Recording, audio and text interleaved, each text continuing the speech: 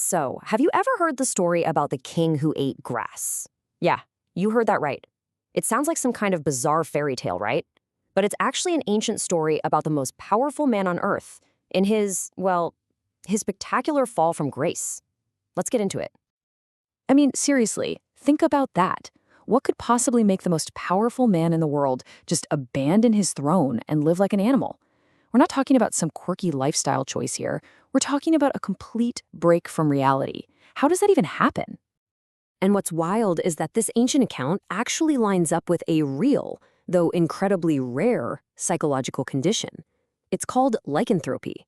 It's a delusion where someone genuinely believes they've turned into an animal. It's just a fascinating and kind of scary reminder that the human mind can be a very fragile thing. Now, the man at the center of this whole story, he wasn't some mythical figure. He was absolutely real. King Nebuchadnezzar II, the powerful, brilliant ruler who made the Babylonian Empire the wonder of the ancient world. So, where does a story like this even begin? Well, it didn't start on a battlefield or in some political plot. Nope, it all started inside the king's own head, with a terrifying nightmare that was basically a final warning before everything came crashing down. And you have to understand the scale of his power.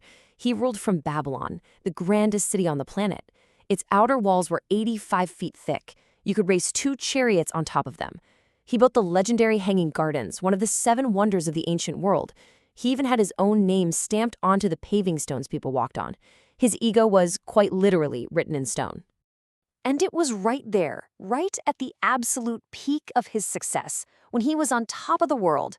That's when his reality was completely shaken by a dream he just could not understand. So in this dream, he sees this enormous tree, right?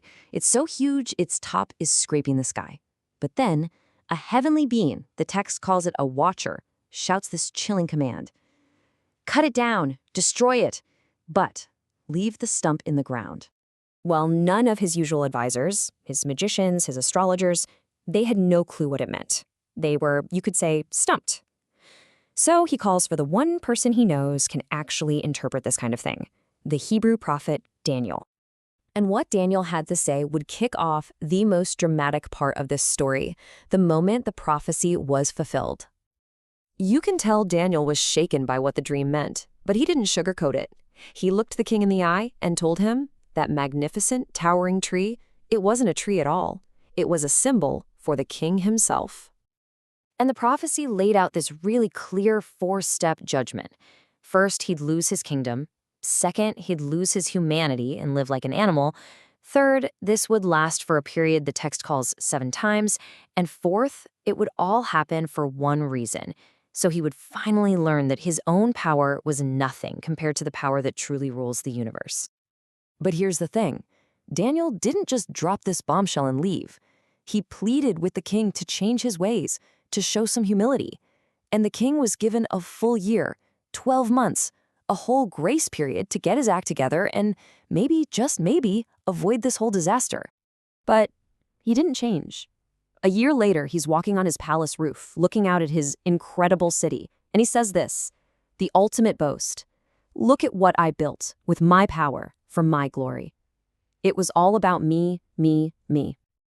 And that was the trigger. That was the final act of pride that sealed his fate. And the judgment? It wasn't delayed by a single second. A voice from heaven itself declared exactly what the dream had warned. The time for warnings was over. His kingdom, his power, his sanity, poof, all gone. But believe it or not, that's not where the story ends, because what happened next was this incredible transformation from beast back to believer.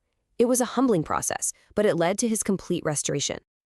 So, just like the prophecy said, the most powerful man on earth was driven out of his own palace.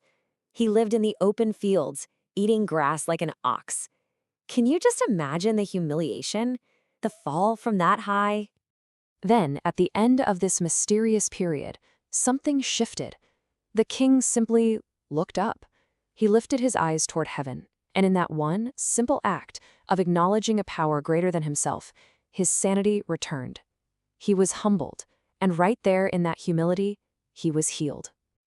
What's really cool is that the story is actually framed as a public decree written by Nebuchadnezzar himself after he recovered. And these are his closing words, the big lesson he learned through all that suffering, that anyone who walks in pride can and will be humbled. So why are we still talking about this ancient story? Well, that core lesson about pride and humility is obviously timeless. But the way people have interpreted it over the centuries, well, that's a fascinating story all on its own. The debate really heats up around that strange phrase, 7 times. For most people, it just means the length of the king's madness. Maybe 7 years, maybe just a symbolic period. But for others, like Jehovah's Witnesses, it's a key part of a huge prophetic timeline, where they calculate those 7 times as 2,520 years, pointing all the way to 1914 AD. Now, those who stick with the first view, they push back by pointing right back to the text itself. They'll say, look, verse 22 clearly says the tree is Nebuchadnezzar, not some future kingdom. Verse 33 says the whole thing was fulfilled in his lifetime. It just shows how one story can branch off into completely different directions. But no matter how you interpret the 7 times, the main point, the moral of the story, is crystal clear. A timeless proverb says it perfectly. Pride brings you low, but humility brings you honor. And that's a powerful lesson, isn't it? Nebuchadnezzar had to lose literally everything, his kingdom, his power, even his own mind, to finally get it. Which kind of leaves us with one last thought. How can we learn that same lesson without having to go through all that?